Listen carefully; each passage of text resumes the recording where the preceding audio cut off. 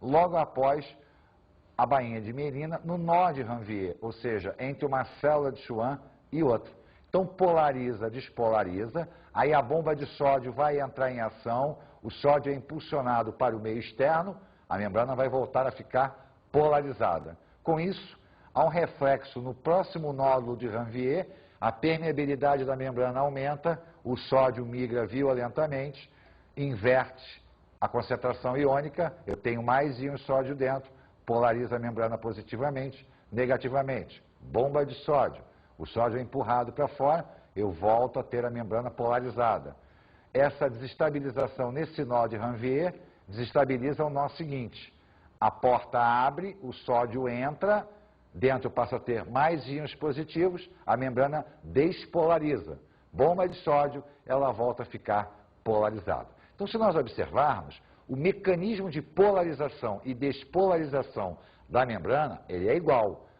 A diferença vai estar no trecho que vai acontecer isso. Com isso, a onda se torna mais rápida, porque na outra tinha que vir o quê? Ponto a ponto. Polarizava, despolarizava, polarizava, despolarizava. Essa não. Essa, ele corta caminho. A onda saltatória é infinitamente mais rápida.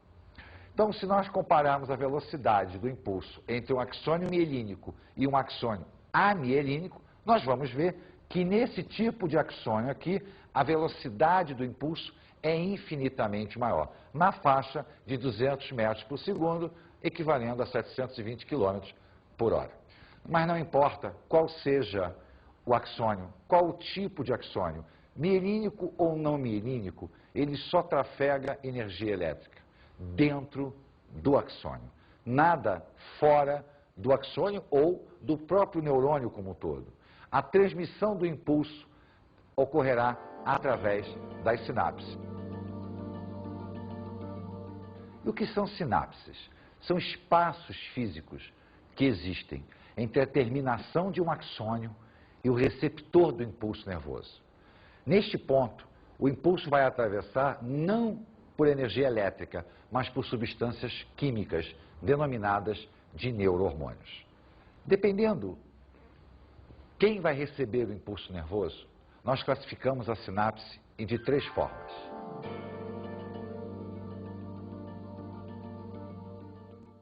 Se o contato é entre 2 neurônios, nós dizemos que a sinapse é neuroneurônica.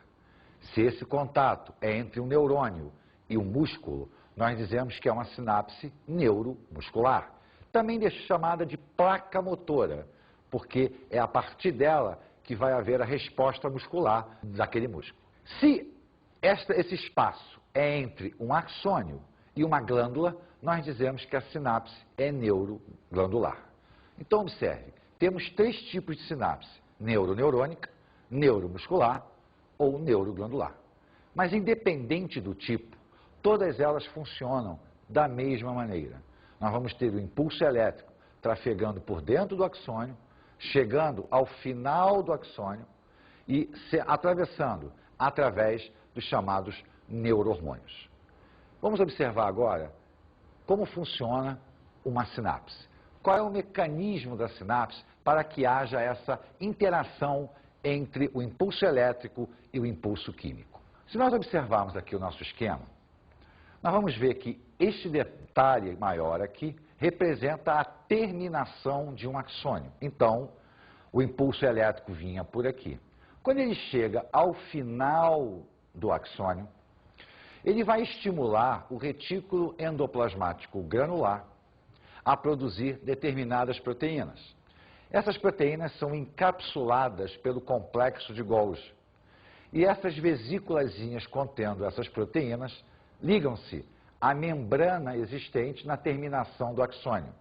Membrana essa que nós chamamos de pré-sináptica.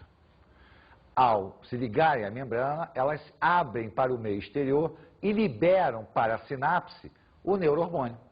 Essas substâncias químicas, então, vão atravessar o espaço e vão tocar a membrana denominada de pós-sináptica, que pode ser um outro neurônio, pode ser um músculo, pode ser uma glândula, não importa.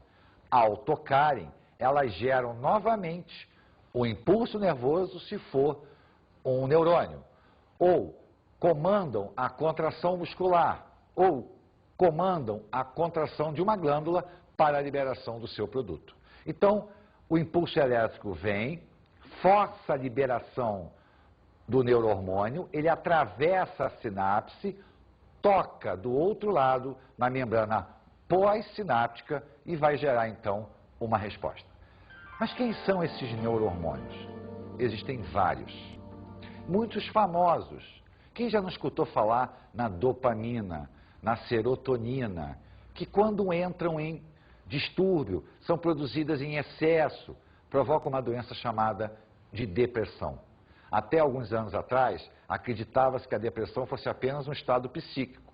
Hoje nós sabemos que a depressão é um desequilíbrio químico provocado por esses neurohormônios na região da sinapse. Claro, a parte psíquica é importante, porque o desequilíbrio químico foi provocado por alguma alteração nervosa, alguma alteração emocional. Mas a essência do distúrbio orgânico, quer dizer, a essência da depressão, é uma alteração na dopamina e na serotonina. Existe também a endorfina, o neurotransmissor que provoca aquela sensação de alívio do nosso corpo. É o nosso tranquilizante natural, tá? Por isso se chama endorfina, muito semelhante à morfina, que também é um tranquilizante, né? A base química é semelhante. A diferença é que a endorfina vai estimular a nossa musculatura a acalmar. Então é o nosso tranquilizante natural. E existem dois neurohormônios muito ligados ao sistema de controle automático do nosso corpo. Um se chama adrenalina ou noradrenalina e o outro a acetilcolina. A noradrenalina, por exemplo, é um neurohormônio que faz com que o nosso coração aumente o ritmo cardíaco, faz com que a gente respire mais rápido, aumentando o ritmo respiratório. Já a acetilcolina é aquela que faz com que o nosso sistema digestório aumente o seu trabalho quando você acaba de comer. Então, dependendo da área de ação dentro do nosso corpo, nós teremos uma sinapse com um neurohormônio específico. Lembre-se, o neurohormônio varia de sinapse para sinapse, mas o mecanismo de funcionamento sináptico, ele é igual em qualquer parte do nosso corpo. Nós sempre teremos o impulso elétrico chegando, sendo liberado através de substâncias químicas para dar continuidade àquela informação elétrica.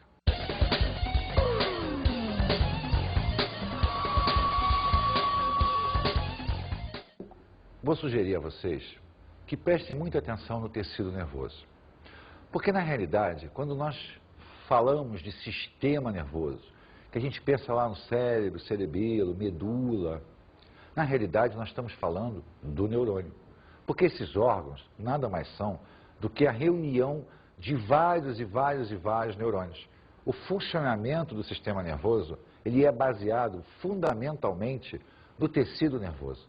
Então, estude o tecido nervoso com todo carinho, observe o neurônio, as partes de um neurônio, como é que funciona o impulso nervoso, qual é o tráfego desse impulso dentro do neurônio, se ele é centrípeto, se ele é centrífugo, por que que ele é assim, dessa maneira, por que que ele não inverte, porque o caminho é sempre o mesmo.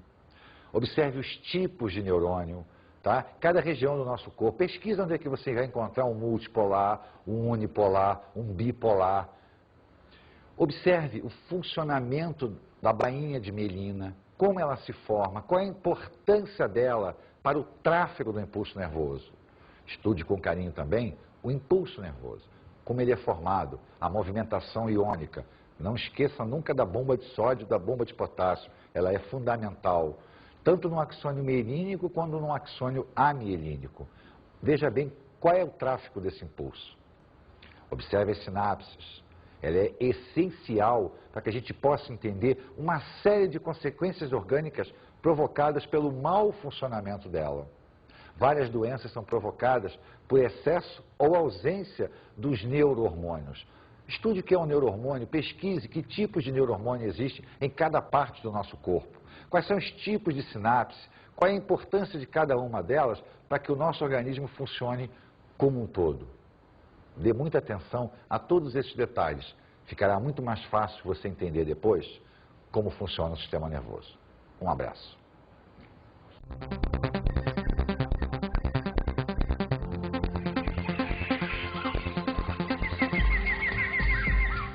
Na aula de hoje, falamos sobre o tecido nervoso.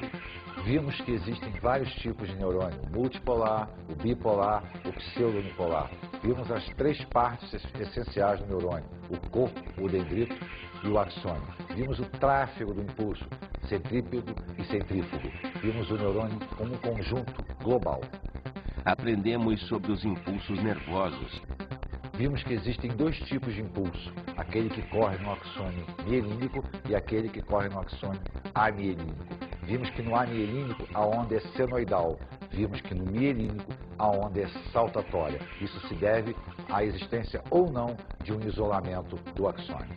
Vimos como funcionam as sinapses. Vimos a importância da sinapse, que é o espaço existente entre um axônio e a resposta ao impulso nervoso, seja glandular, seja muscular, seja neuronial. Falamos sobre os neurohormônios. Vimos que a transmissão do impulso sináptico se dá por neurohormônios. Os neurohormônios de base proteica. Vimos os vários tipos de neurohormônios, dopamina, serotonina, endorfina. Vimos em que cada parte do nosso corpo existe um neurohormônio diferente, com a sua importância também diferente. Bons estudos!